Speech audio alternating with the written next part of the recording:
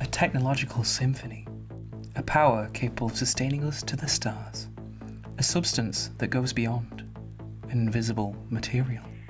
You have found the Phenomenauts Podcast.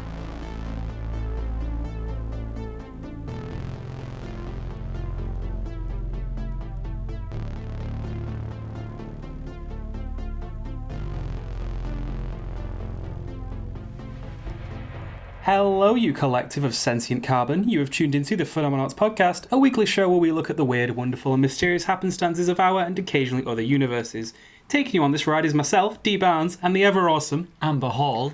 We are a multi-platform podcast, so find us on YouTube, iTunes, Spotify, Transistor. Please do remember to like, follow, share, and subscribe, and download all that lovely stuff. It really helps us out. Take your pick. We're everywhere. We are literally everywhere. So, Amber, how's it going? You know what? It's okay. I'm feeling pretty tired, to be honest. Fair enough. Because I've been partying too hard. Well, as usual. Probably one of the best reasons to be tired, though. Yeah, I suppose so. Yeah. So, this week, folks, our theme is future technology.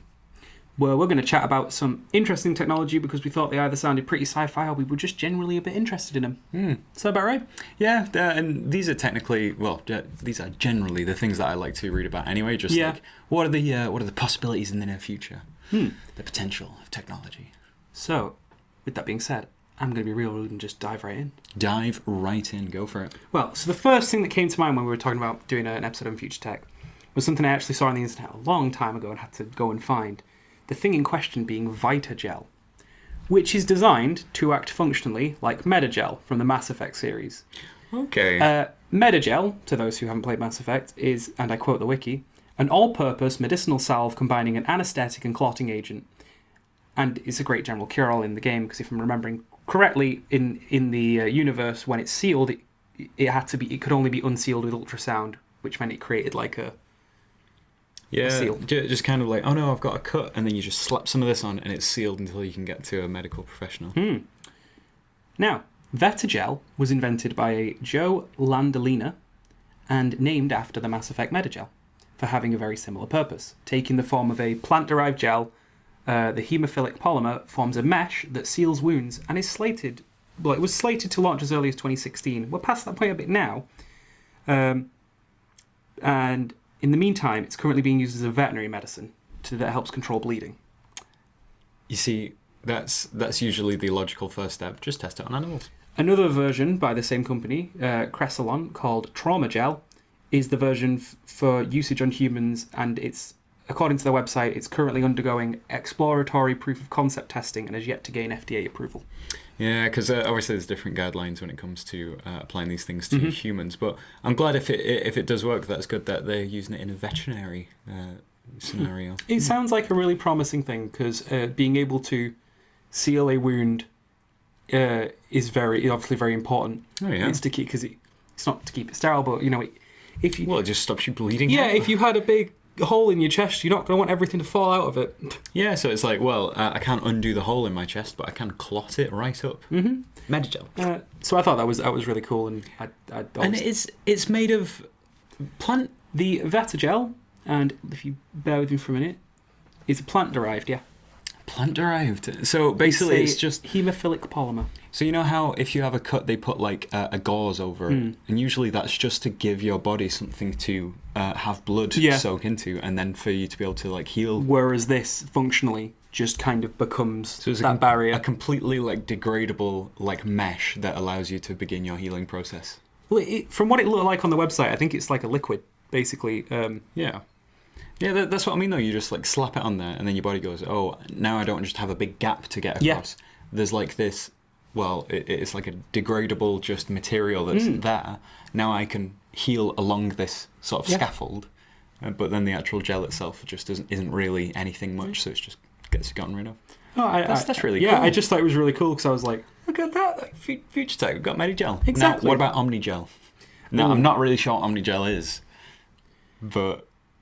Neither am I, now you've said it. Omni-gel. I think it's like, my computer's computer's like broken. superconductive gel or something that you could interface with, maybe. Slap it onto anything. You've burnt your toast, omni-gel. Tired, omni-gel. Childhood trauma, omni-gel. So kind of like that you related that one to Mass Effect. Because I was going to say, Dee, have you ever seen Harry Potter? I'll be honest, I haven't actually seen all of it. You read the books, though? Maybe? Do you know about the invisibility cloak? I do. That I do know about. Now, that's an iconic one from there. We see it in a lot of different things, this sort of, some way of becoming invisible. But, what I wanted to relay was there's a Canadian company called Hyperstealth that have developed a technology called quantum stealth. Ooh, that sounds fancy. They're called Hyperstealth, and they made quantum stealth. So don't let the name fool you. The core principles of this technology is quite simple, even though it's called quantum stealth. You know the whole, just throw the word quantum in front of everything. Makes it sound fancy. You might be familiar with that weird effect. For example, if you put a spoon into a glass of water, where the spoon comes down to above the water surface doesn't seem to line up with where the spoon looks when you look underneath the water surface. It's almost like there's a disconnect between the single item that's going through there. So in fact, for anyone who's watching, take a look here, and you'll be able to see the effect in action. So for those who are listening, just Google refraction experiment, and you can see a set of parallel arrows. Basically the image that we've got is a set of parallel arrows that you can make them point in opposite directions. If one is above the waterline and one is below, the refraction switches the image round so it's completely the opposite direction. And it's just this really weird, they do it as an experiment in like schools and things like that. So this effect is caused by Snell's law. Roughly, if the refractive index of two materials is different, so the refractive index is just how light travels through it, the path that light takes through bends as it passes between the two materials. For example, water and air. So the sort of light is coming in a certain way, and once it passes into the water, it starts to travel at a different angle, and that's why it can seem like the two sides of the spoon get disconnected, just because of the refractive index of different materials. So here's another photo, which is showing the experiment where a penny is at the bottom of a glass, and then they pour water into the glass, and seemingly the penny disappears because the light gets bent in such a way that the penny is in the blind spot, and it just appears that it's an empty glass, even though there's a penny in there. That's kind of fascinating. It's very, very strange. But yeah, we've known about this for a long time. And what they wanted to do, Hyperstealth, was in their quantum stealth technology, it utilizes a similar principle. So you know those, it's really difficult to describe, the holographic things, like you can get bookmarks or something like that, that it's a hologram, and when you twist it, yes, you can see a different image. Sometimes it's it's almost like a GIF. Yeah, but it's got a little ridge going along the surface. You can I know which one you mean. One of those. So if you view it from different angles, it shows different pictures. So those are lenticular lenses. That's what those are called there. So basically, they magnify things that are on the other side of this lens, but only at certain distances, and that's why it's usually glued onto something. Oh, okay. So if you peeled that off, there would be this weird kind of like strips of different, images. Or I'm not exactly sure how they work, but basically you can control what is seen by how far away something is on the other side.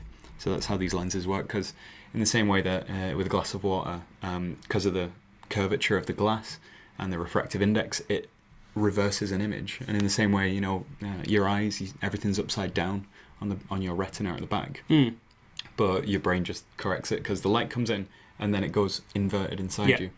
So I always found that really odd. Like when I was younger, I really struggled to deal with the fact that I'm actually seeing everything upside down. My brain's flipping it.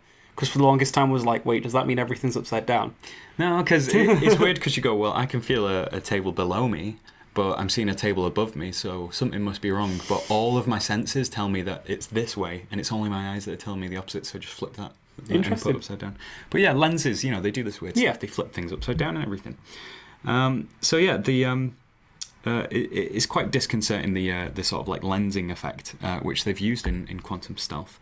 So effectively, unless you are very close to the back of the material, or very far away indeed, there's a sort of blind spot where the light is bent to such a degree that you can't actually, none of the light coming in through this like certain spot behind it, the blind spot, actually gets refracted to the viewer at the front.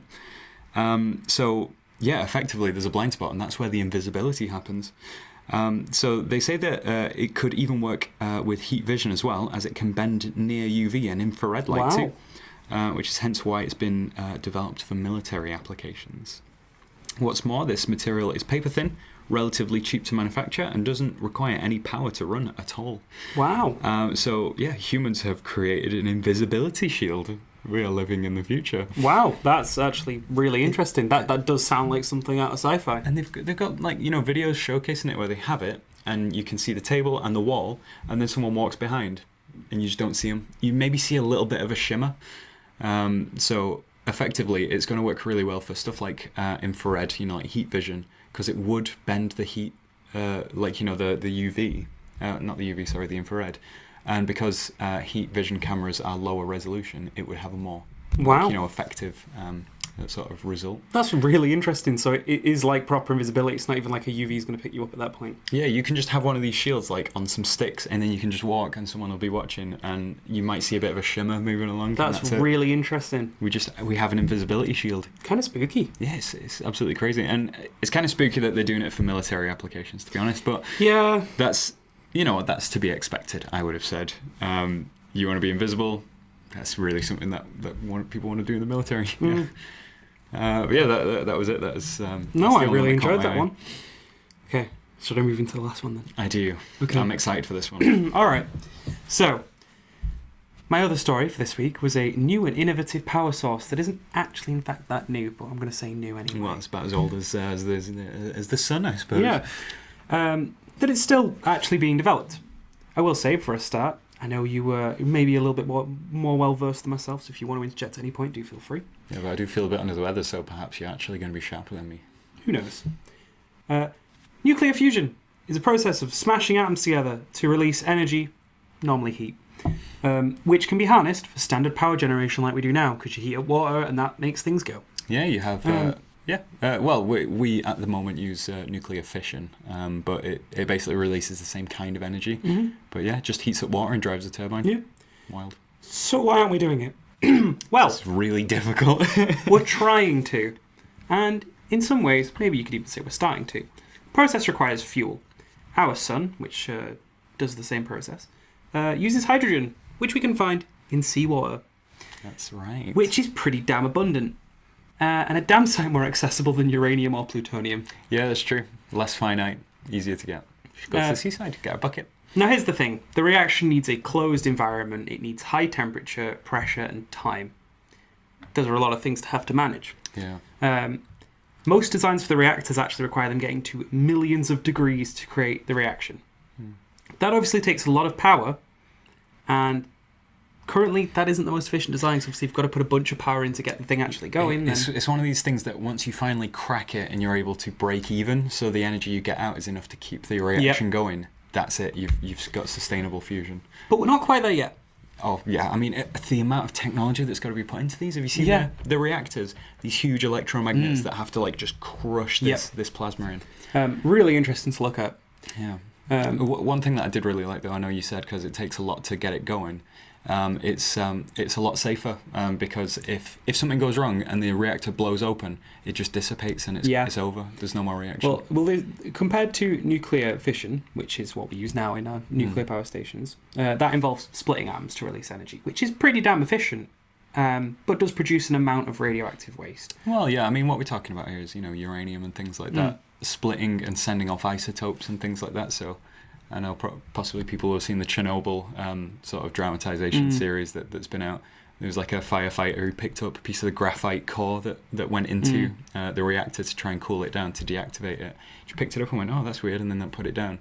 And like a week later, he was just dead because like the amount of radiation that's knocking around and that. Yeah. But not to scare you or anything, they're usually quite safe now. They are usually quite safe now. Fusion generally produces about the same amount of waste, but the waste has a lower half-life. Meaning that it degrades faster. Yeah. So that means that, yes, okay, while there is still waste, it's less of an issue for... You've got to consider the waste that comes from non-renewable energy. Yeah, don't worry. That's there. Fantastic. I just always want to touch on that point. Yeah. There's ample fuel supplies for fusion. So we've got plenty of seawater. It produces no CO2. It has massively increased safety. Just by a lot. It basically can't melt down. Yeah, it can't melt down, it just turns off. Yeah, it winds down. Yeah.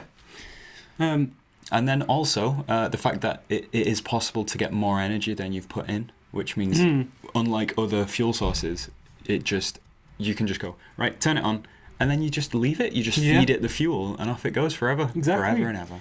And, while I'm talking about waste from both of these methods, they're both kind of pale in comparison to the amount of environmental damage caused by non-renewable methods. Boom. So, here we go. Realistically, People like to get hung up on, but the nuclear, spent fuel and things like that. Or, what if there's an explosion and stuff? There's like explosions at like coal plants all the time, fires and stuff like that. People die. The amount of indirect deaths from like, smog and other, air pollutants and stuff is going to be numbering in the millions every year.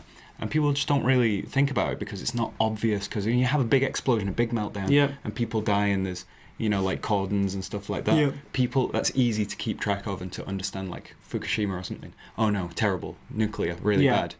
But all the like smaller things that go on. Oh well, did you hear the plant in that small country had a fire and 3 people died, but they fixed it and now it keeps going. And like how many people get admitted to hospital and then just die from years down the line from like lung cancer and things like that. Well, while we may not have mastered it yet, it does have huge amounts of potential, essentially creating a potential solution to the current energy crisis, and has a bunch of potential applications. One I remember, I think, reading over very briefly was saying how it could be useful for space travel. Oh yeah, if you have a nuclear reactor on your ship, and you can get that hydrogen and helium around about in the universe all over the place. You can have big scoops, just scoop it up out of the interplanetary medium. If you want to just like dip into the top of Jupiter's atmosphere and just little scoop quick up. surface skim of Jupiter. Yeah, and it's so abundant. It's absolutely crazily abundant, the fuel that you would need. And the fact that it doesn't produce all this like radioactive waste from like fission. And I mean, what other power source are you going to use to power a spaceship on the long term? And it does have a bunch of other uses as well. Like I say, it potentially fixes the energy crisis. Oh, definitely. Because it can make so much that it would actually deal with a lot of the energy scarcity crisis as well. I'm going to be very interested when we start to see like real breakthroughs with the technology. There is going to be some pushback on that. I wouldn't be surprised if then you saw loads of publicity about the dangers of fusion, and it's all going to be from the people who are like the oil conglomerates. Yeah, I was going to say people who stand to lose a lot of money because we're changing hands to a different type of energy, and that's probably going to happen in our lifetimes, I would have said. But I think we can both agree that fusion is better than non-renewable sources. Yeah, other non-renewable sources. And there's different approaches that they've gone for as well. So there's I can't remember what it's called, but it's like a donut, like the reactor. Yes, is a donut I've seen shape. the donut one. And basically they just turn on all these magnets, and you just get a ring of plasma just going around, and then they take the heat off it and everything. But then there's another one where they focus lasers onto like a pellet of like silicon or something like that, but it's got like a little bit of hydrogen in the middle. So it basically, under the pressure of like, when you heat up the silicon, it like crushes the hydrogen or something like that. You get fusion that way, and that one's like coming along in leaps and bounds as well. So it's not just that we're going with one technology here. It's people are trying to achieve the same end goal, but they're going about it in different ways. And I think that's fantastic, because you'll get competition between them. There'll be this group will find that answer to the question, and this group will find this ingenuitive answer to a different question, and all together I think we could really have something that's more miniaturized, something that's larger. It was really nice to read about, because you could see all the different versions that it had sort of taken as people have tried to look at making fusion reactors, and all the different kinds of designs that had happened. It really, because I think it'll been researched for quite a while now. I want to say the 1940s, but I'm not wholly confident in that, so feel free to fact check me. Well, fission has been going on for a long time, but fusion is very much a newer one, because technology needed to create the conditions where you've got to essentially create the conditions of the inside of a star. Because you get planets that go up to bigger than Jupiter, and they're still not big enough to create the conditions for fusion. But then obviously you go past a point and it starts to fuse and becomes a star. We're trying to create that miniature inside a laboratory. Humans are absolutely bonkers. We're trying to make it in a metal donut in a basement. Yeah. And I think that's fantastic that we like, use laser beams to create like fusion, use giant magnets to create fusion. like I said, we've got invisibility material. It's wild. We've got like pocket fusion. Technology is really going somewhere, and especially the rate at which we make cool stuff just keeps getting better and better. So I'm very excited to see what kind of potential and what kind of really cool stuff we can have in the next few years. Yeah, and it's Moore's law, isn't it, where the amount of computing you get for $1 like halves every 5 years or something, or like doubles every 5 years, which means it'll exponentially get more. And we're on this curve now where, just consider, even in since the invention of the internet and everything like that, within living memory we have come from we've like computers have been created in living memory. We went to the moon for the first time in living memory. Like we said, last week we were talking about robots fighting each other for entertainment. Like, this is absolutely bonkers. Like, the amount of advancements we're going to see in every different field is just going to be like, you won't even be able to keep track of it. We just picked out a couple here. Yeah, we have just literally cherry picked a couple bits we thought were interesting. There is so much more to go off here, and it's actually really easy to find like breaking news on it. The information is there, and honestly, I think I find an interesting story on technology like every other day, maybe even every day. Yeah, these are someone the makes something cool. Yeah. Someone goes, oh, well, we've got an AI here, or we've got a material. Like, we had, like, Jean Teller materials, I think it was. Jean Teller metals. Yeah, I remember that, yeah. Just all this kind of crazy nonsense. I really enjoyed reading about that. That was a good one. Just, you know what? I know we like to dwell on some of the more negative things sometimes, just in general as the human race, but the amount of, like, possibilities that we're opening up every day, and there's definitely room, I think, for the future to be a brighter one. So... fingers crossed. Yeah, fingers crossed. And on that positive note, I guess that takes us to nice things we like. Yeah, nice things that we like.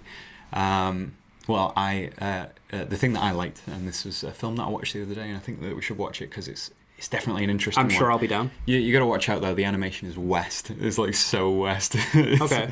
It's called Waking Life. So it's a film where a lot of it's like rotoscope animation, where they trace over actual film footage. Yeah. And then all it is this guy who's like passing through, like he keeps having weird dreams where he's talking to people and they basically just say all this like, weird, almost like, woke like stuff, like, about psychology, about the human condition, about consciousness and things like that.